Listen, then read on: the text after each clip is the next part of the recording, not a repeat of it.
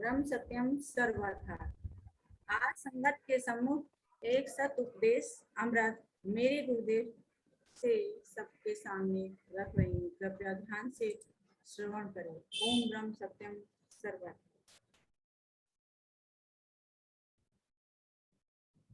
जन्म से लेकर मरने तक जीव कुछ ना कुछ करता रहता है। सब शरीर धारी जीव जंतु कर्म चक्र में रात दिन लगे रहकर शारीरिक यात्रा का समय व्यतीत कर जाते हैं। और जीवों को तो छोड़ो, सिर्फ इंसानी जामे का ही विचार करो कि किस तरह कर्म जंतर कर्म यंत्र में गिरसा हुआ है। इसे कोई होश नहीं कि ये शरीर क्या है, इसमें बोल क्या चीज रही है।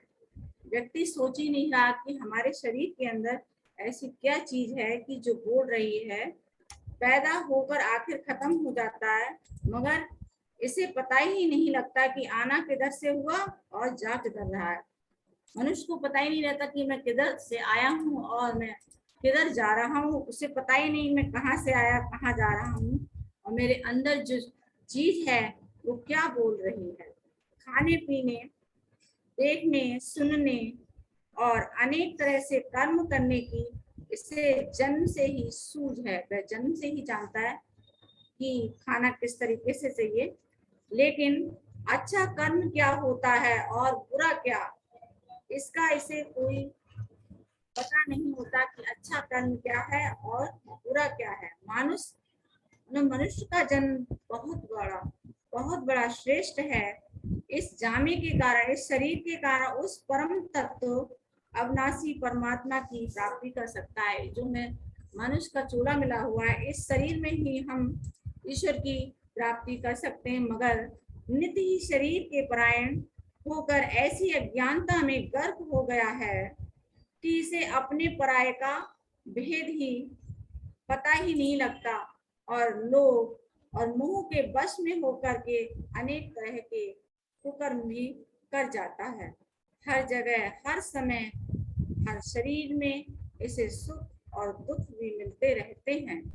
प्रारब्ध कर्म ही हर शरीरधारी को ऊंचे नीचे ले जाता है। प्रत्येक शरीरधारी को जो अपने प्रारब्ध कर्म है जो ऊंचे नीचे की ओर ले जाते हैं। ईश्वर ने सबको बुद्धि दे रखी है। जो जीव सांसारिक हो पदार्थों के सुखों को हासिल करने के वास्ते ही सब कुछ निछावर कर देते हैं, उन सुखों को ही प्राप्त करना बड़ा काम समझ रखा है। ये उनकी परम अज्ञानता है।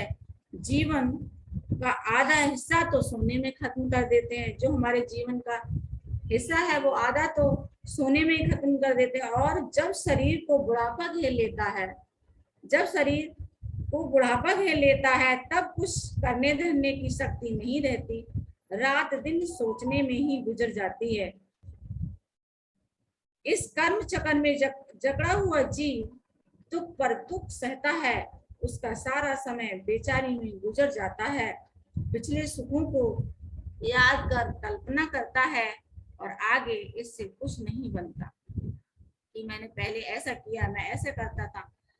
बस यही कल्पना करता रहता है। मौत सामने नजर आने लगती है। जो कुछ जीवन में माल धन इकट्ठा किया, उसे पुत्र कुपुत्र बर्बाद करने लग जाते हैं। उसने जितनी मेहनत से जो धन कमाया, संपत्ति इकट्ठी करी, उसके जो पुत्र हैं तो अगर अच्छे हैं तो वो पुत्र हैं, नहीं तो कुपुत्र के रूप में होते हैं। आप तो जिंदगी में सोचता है कि आप जिंदगी में ना स्वास्थ्य से कुछ खाया, ना पहना, ना दान पुण्य ही किया, ना सेवा में खर्च किया।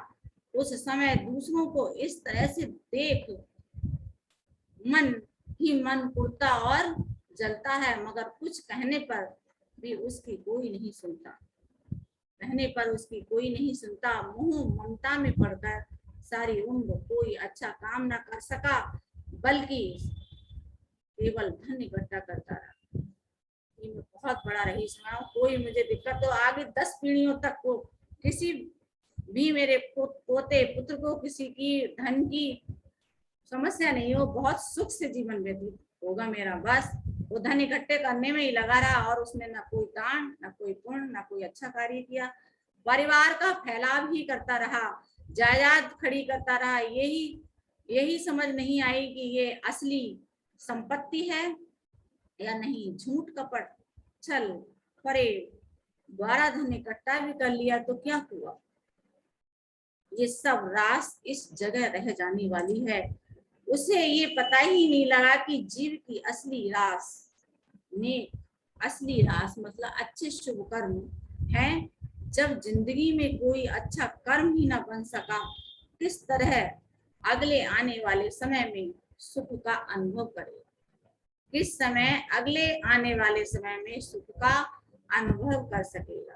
कहते हैं कि बीजे पेड़ बबूल का आम कहाँ से खा, बीज पेड़ बबूल का आम कहाँ से खाए। अब देखो, आमतौर पे हिंदुस्तान में, खास तौर हिंदू जाति में ये विश्वास सा बना हुआ है कि मरने के बाद बेटे, पोते, पोती कल्याण कर देंगे मेरे। जब जीवन में ही तेरा बिस्तरा, मतलब जीवन में ही तेरा बिस्तर और चारपाई बाहर बरामदा में कर देते हैं, आवाजें देने पर भी नहीं बोलते। और अगर कोई बोलता भी है तो कह देते हैं कि बूढ़े की मति मारी गई है। कहते हैं कि बूढ़े की मति मारी गई है। इसे अब भी खाने का लालच बना हुआ है, अब भी इसकी जीभ में चटपटी का स्वाद बना हुआ है, मिठास का लालच बना हुआ है। ऐसे बेटे, पोते, पोती मरने के बाद तेरी क्या गति कराएंगे? जब वो जीवित रहने पे ही कहते हैं कि बूढ़े को देखो कितना स्वाद है इस बुढ़ापे में, जब वो तुम्हारे जीवित रहते ही नहीं सुनते तो वो मरने के बाद तुम्हारी क्या गति कराएंगे? जिनके वास्ते बड़े चाव से, बड़े आराम, ऐशो आराम के सामान तुमने इकट्ठे किए थे, वे दाल रोटी देने में भी लाचारी समझ रहे हैं। ये संसार है, कोई बेटा, पोता, देवता सहारा नहीं बन सका। जब मरता है पीछे घोड़ियों पर चढ़ाकर चबर ढुलाते हैं। जब वो व्यक्ति मरेगा तो बहुत अच्छा विमान सजाया जाएगा, चबर ढुला के झुलाते हैं, बड़े बड़े सुंदर कपड़े मुर्दे पर डालकर बाजे बजवाते हैं, बाजार से गुजारते हैं ताकि दुनिया वाले वाह वाह करें। जिंदगी में तो उसे पूछा तक ना, मर गया, बाजे गाजे बजाने शुरू कर दिए। ये बातें रोज आम देखने में आ रही हैं। व्यक्ति जब जिंदा रहता है तो कुछ नहीं कराता है, लेकिन जब बड़ा आदमी बच्चों को वो कर गया तो बच्चे सोचते हैं कोई मेरी जगत में कोई तुक्का फदियत नहीं करे कि अरे उसके बच्चों ने उसकी गति भी सही नहीं की, इसलिए वो बाजे गाजे बजवाते हैं, बड़े आराम से करवाएंगे, खाना भी खिलवाएंगे। लेकिन उस व्यक्ति को दाल रोटी में भी दिक्कत थी। रोज आम देखने में ये बातें आ रही हैं। जीवन में जो कुछ किया, जब तब सेवा, सिमरन, पुण्यदान वही सहायता करने वाला है। ये कोठियां, ये ऐशोआराम इकट्ठा करने से अपने औलाद को, पोतों को कोई फायदा नहीं। और जबकि ईश्वर का भजन, ईश्वर का जप, तप, सेवा, सिमरन, दान, पुण्य, यही हमारे काम आने वाला, वही सहायता लास्ट में करने वाला है। जो ये समझते हैं कि 4 दिन की ये जीवन यात्रा है, इसमें कुछ भला कर्म करने से ही कल्याण हो सकता है। जो ये समझते हैं कि 4 दिन की ये जीवन यात्रा है, इसमें कुछ भला करने से ही कल्याण हो सकता है, वे ही बाहोश बुद्धि हैं। जो ठीक सोच कर ठीक ही चलते हैं, ऐसे भी बेहोश बुद्धि वाले संसार में बहुत हैं जो बिना सोचे समझे ही चलते हैं। कई जीव ऐसे भी होते हैं जो समझते ठीक हैं, मगर करते वक्त लोभवश, मोहवश होकर गलत काम कर जाते हैं। स्वतंत्र बुद्धि वाला पुरुष वही है जिसने ठोक बजाकर सत्य को समझा है। सही बुद्धि वाला वही व्यक्ति है जिसने ठोक बजाकर सत्य माने ईश्वर को समझ रखा है और चलते समय इससे भी ज्यादा होशमंदी से ईश्वर में दृढ़ होने का यत्न करता है, वही ही बड़ी अक्ल वाला मनुष्य है। जब तक अविनाशी तत्व में पूर्ण निश्चय नहीं बैठ जाता, जब तक ईश्वर में, जो परमात्मा पूर्ण परमेश्वर में अगर हमारा पूर्ण निश्चय नहीं बैठ जाता, तब तक कैसे आगे कदम चल सकता है। दीन दयाल ही सब जीवों को निर्मल बुद्धि बख्शें, ताकि अपने भले बुरे का अच्छी तरह विचार कर सकें। जितना समय शरीर ने भोगों को भोगा है, जितना शरीर ने भोगों को भोगा है, वह तो समझो कि काल के मुख में चला गया है। हमारे जो शरीर ने यहाँ के जो संसार के भोग विलास में जो भोगा है, वो तो समझो कि काल के मुंह में चला गया। आगे क्या भरोसा है, इस वास्ते जीवन में ही मालिक की याद कर सफलता प्राप्त करें। मानुष जन्म का परम लाभ इसी में है, मानुष जन्म का परम लाभ इसी में है। ओम ब्रह्म सत्यम सर्वम।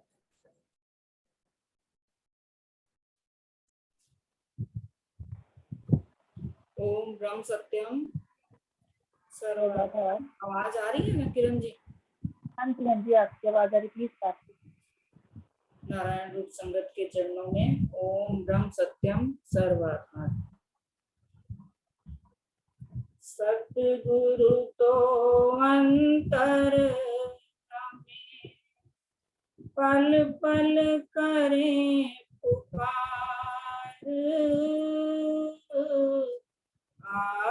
आज्ञाकारी होए के तू घट के पाट उगार। सतगुरु तो अंतर रमे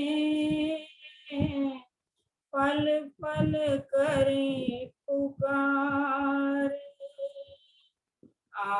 आज्ञाकारी होए के तू घट के पाट उभार। आज गुरुदेव की कृपा से सेवा मिली है, त्याग के ऊपर विचार करेंगे कि त्याग क्या है। गुरुदेव ने समता विलास में कहा कि कर्म फल इच्छा का त्याग ही असली त्याग है। गुरुदेव क्या कह रहे हैं? कर्म फल इच्छा का त्याग ही असली त्याग है। हम लोग त्याग करते हैं तो स्वार्थवश होकर त्याग सब करते हैं। कोई 3 रोटी खाता है तो कह देता है कि मैंने अब 2 कर दी हैं। कोई चाट पकौड़ी खाता है तो अब कहता है कि मैंने उसका त्याग कर दिया है। और कोई हरिद्वार जाकर जो हम नहीं खाना चाहते, कद्दू लौकी वगैरह छोड़ आते हैं कि मैंने त्याग कर रखा है।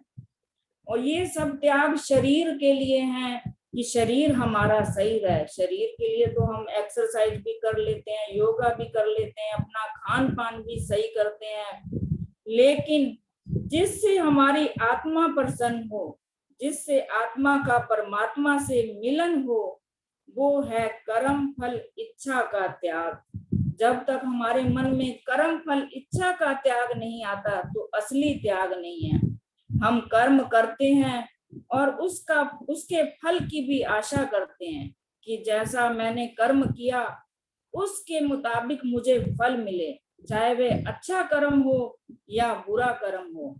बुरा व्यक्ति देखिए, कोई बुरा व्यक्ति है, वो किसी की हत्या करना चाहता है, वो भी कर्म कर रहा है, लेकिन वो नहीं कर पाता तो वो भी अंदर से मन उसका जलता रहता है कि मेरी इच्छा पूरी नहीं हुई। तो बुरे व्यक्ति की बात छोड़िए, और कोई धर्म की तरफ चल रहा है तो उसको भी यही होता है कि मैं जो कर्म करूं, चाहे मैं दान करूं, चाहे कुछ भी करूं, मान प्रतिष्ठा के लिए करता है कि मेरा उससे मान बढ़े और मेरा जग में यश हो। गुरुदेव कह रहे हैं मान निवारण कारणे जप यज्ञ पुण्य दान, प्रभु इच्छा में सौंपिए तब पाइए कल्याण। हमारी आत्मा का कल्याण किसमें है? गुरुदेव कह रहे हैं जितने भी हम जप यज्ञ पुण्य दान करते हैं तो वो किस लिए होता है? अपने अहंकार का निवारण करने के लिए, कि हमारे अंदर नम्रता आ जाए।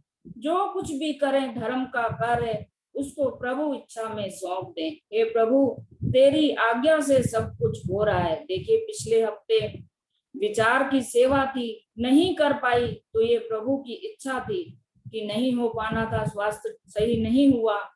तो सब कुछ जो भी वो करवा रहे हैं, चाहे सेवा का काम है, चाहे कोई भी धर्म का काम है, प्रभु की इच्छा के बिना वो भी नहीं हो सकता।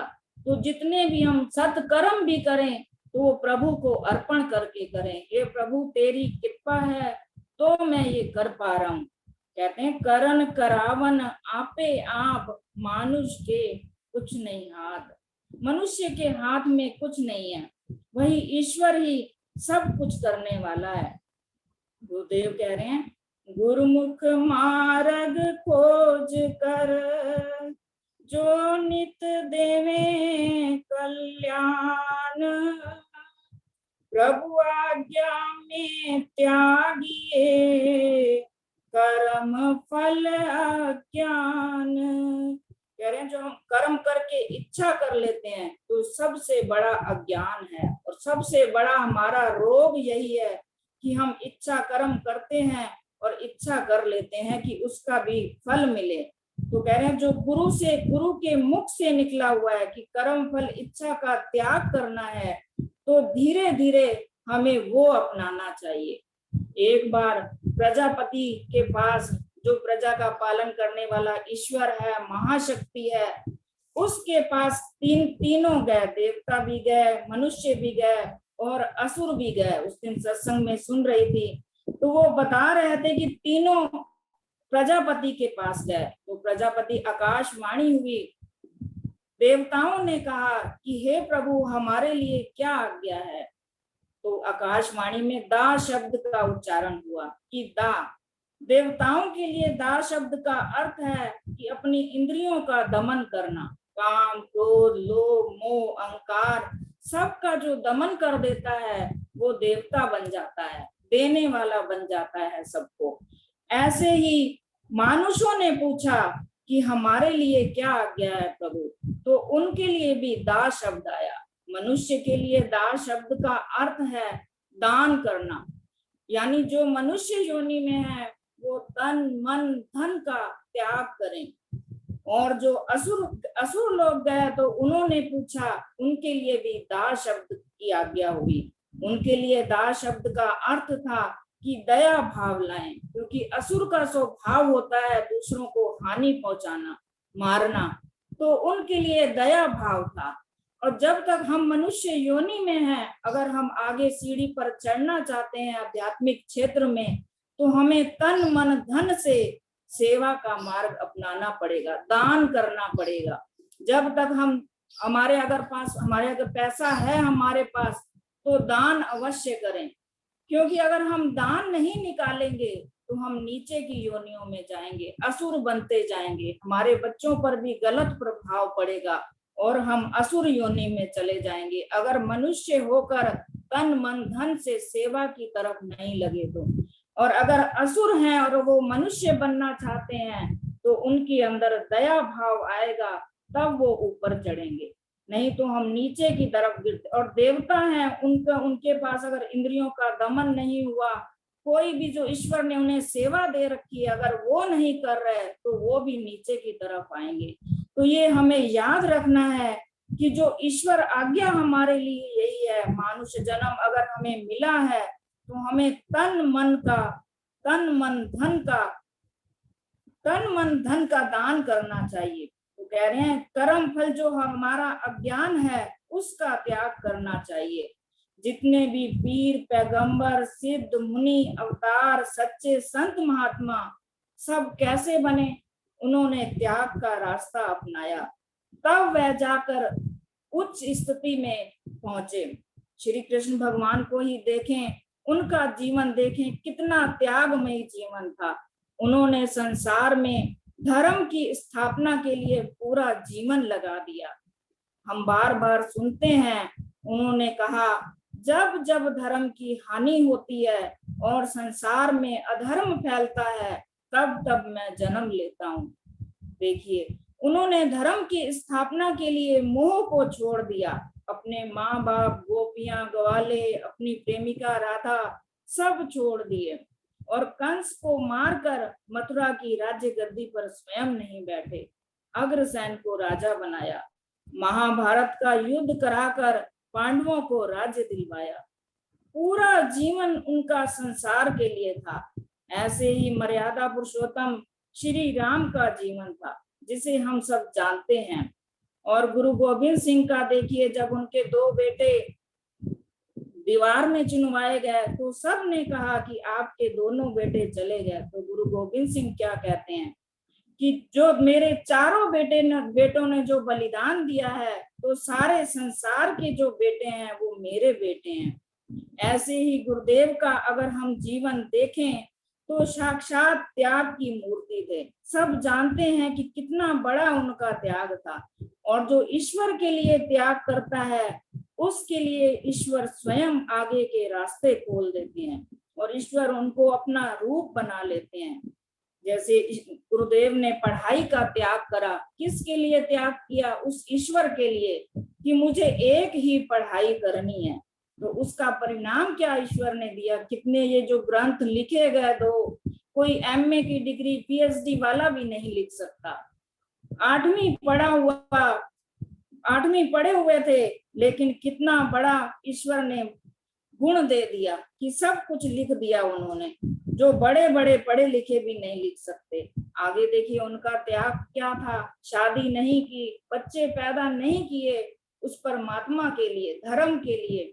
लेकिन जितने भी प्रेमी हुए उनको, उनके सबको वो लाल जी कहकर बुलाते थे, सब उनके बेटे बन गए। आगे घर का त्याग कर दिया। जब माँ का अंतिम समय हुआ तो भाइयों ने कहा कि अब घर को संभाल लो, तो गुरुदेव ने कहा सब आपके लिए है।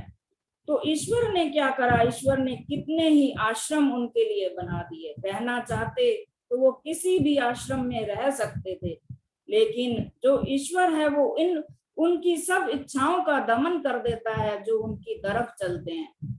तो इतने आश्रम होने के बावजूद भी गुरु कहीं नहीं रहे, संसार के लिए ही अपना जीवन रखा। हर समय संसार में ही जीते रहे कि संसार का कल्याण हो जाए। ऐसे ही गुरुदेव जी की माता जी का त्याग था, पूजनीय माता गणेशी देवी जी का। उन्हें बार बार हमारा नमन है, जिन्होंने हमारे गुरुदेव को जन्म दिया। धन जननी जिस जाया, हर का भगत सुजान, मंगत तिसके दरस से, कर गए 3 जहान। ऐसी देवी को हमें कोटि कोटि बार नमन करना चाहिए। गुरुदेव का उन्हें पता चल गया था कि गुरुदेव संसार के लिए आए हैं, और कितना त्याग किया। गरीबी होते हुए भी घर में बेटे से कुछ नहीं कहा। मैं इस पुस्तक से मेरे गुरुदेव से थोड़ा माता जी के बारे में पढ़ना चाहूंगी। एक दिन रात के समय जब बाहर जा रहे थे गुरुदेव, तो माँ ने कहा, मंगत कल के लिए कुछ नहीं है, सुबह क्या बनाऊंगी? तो गुरुदेव ने उत्तर दिया, कोई बात नहीं माँ, सुबह तो हो जाने दो, फिर सोचना। इतना कहकर यह पानी की ओर चल दिए। देखिए कितना बड़ा त्याग था। सुबह खाने के लिए कुछ नहीं है, लेकिन अपने प्रीतम से मिलने के लिए फिर चल दिए और कह दिया कि सुबह सोचना। सुबह 10 बजे विचार आया, माता ने कोई प्रबंध करने को कहा था। इन्हें खुद तो भूख लगती ना थी, माता के लिए ही खाते थे। उठकर डेरे के लिए चल दिए। वहां पहुंचकर माँ से कहा, तुम कह रही थी कि घर में कुछ नहीं है। देखिए गुरुदेव को इतना भी याद नहीं था रात को माँ ने क्या कहा है। सुबह याद आया कि माँ ने कुछ कहा था। माता ने कहा, माँ से कहा, तुम कह रही थी कि घर में कुछ नहीं है। माता ने कहा, खेत से सरसों का साग ले आई थी, उसे ही छाछ में बना दिया है। कहा, अच्छा माँ वही लाओ। देखिए और कोई माँ होती तो क्या कहती कितना कुछ निठल्ला है, ये है, घर में कुछ नहीं है खाने के लिए, और ये पूरी रात वहां बैठा रहता है। जिसका बच्चा रात को बिस्तर पर ना सोए, माँ पर क्या बीतती है। कितना बड़ा उस माँ का त्याग था। एक बच्चा होने के बावजूद वो भी बाहर जाकर रहे रात को इतनी अंधेरे जंगलों में, तो माँ पर क्या बीतती है हम सब समझ सकते हैं।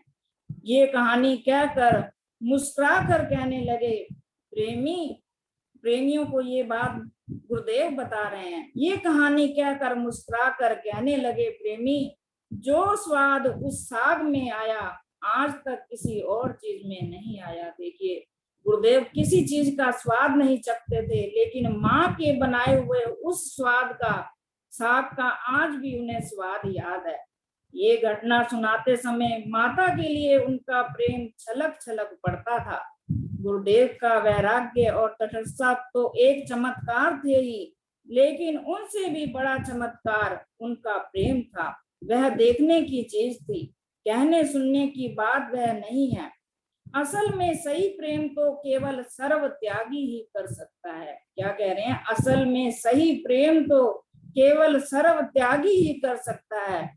गुरुदेव ने समस्त मोह का त्याग कर दिया था, लेकिन केवल माता के लिए ही वह घर में बने रहे। स्वयं भूख ना लगने पर भी उनके लिए खाते रहे। सब रसों से मुंह मोड़ कर भी वर्षों तक माँ के साग का स्वाद लेते रहे। माँ के प्रति उनका प्रेम जीवन पर्यंत बना रहा। देखिए कितना त्याग था गुरुदेव का। ईश्वर हम पर भी कृपा करे कि हम गुरु पीर अवतारों के जीवन को देखकर असली त्याग करना सीखें, ताकि हमारी आत्मा का कल्याण हो और हम सब आगे की ओर बढ़ें। ओम ब्रह्म सत्यम सर्वदा। कोई त्रुटि हो तो क्षमा कीजिएगा। ओम ब्रह्म सत्यम।